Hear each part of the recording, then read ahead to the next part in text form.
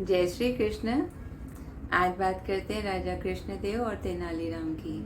वैसे तो राजा के राज्य में सब बहुत अच्छा था, फिर भी कुछ गड़बड़ हो जाती थी। कभी चोरी हो गई, कभी किसी ने चीटिंग करी। तो ऐसे केस जब राज्यसभा में आते थे तो तेनालीराम बहुत अच्छे से सॉल्व कर देते थे।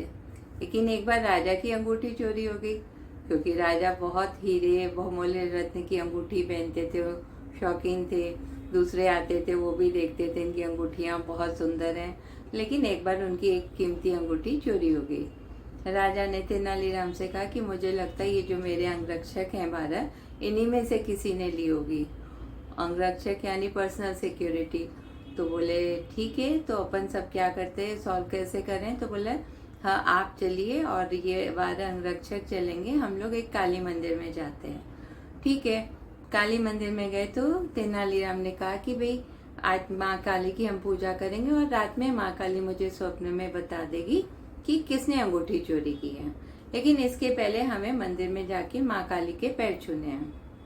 ठीक है, जैसे ही सब जन मंदिर में गए, एक एक करके पैर छू के बाहर आते तो तेनालीराम उनका हाथ सूंघते थे, उनको साइड में खड़ा कर देते थे। ऐसे सबने पैर छू लिया।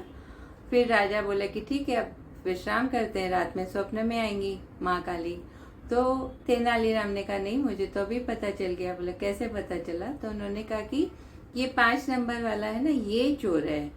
वो सुना ना अंगरक्षक, तो वो भागने की कोशिश की, तो उसे बाकी लोगों ने पकड़ लिया। तो बोला तुम्हें कैसे पता चला कि ये चोर है। तो बोला मैंने पुजारी जी को इत्र दिया था कि माँ के पैरों में लगा दे।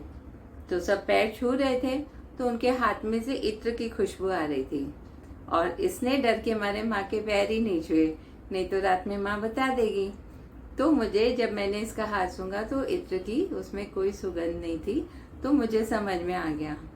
और इस तरह से उन्होंने जो प्रॉब्लम थी चोर कौन होगा, ऐसे इस तरीके से तेनालीराम ने पता किया और राजा को बहुमूल्य अंगूठी मिल गई। साथ में जो सैनिक था, अंगरक्षक था, उसे पनिशमेंट भी मिली और उसे जुर्माना भी देना हुआ। तो ऐसे हैं हमारे तेनालीराम, जो सॉल्व कर देते हैं प्रॉब्लम चुटकियों में। सबका मंगल हो।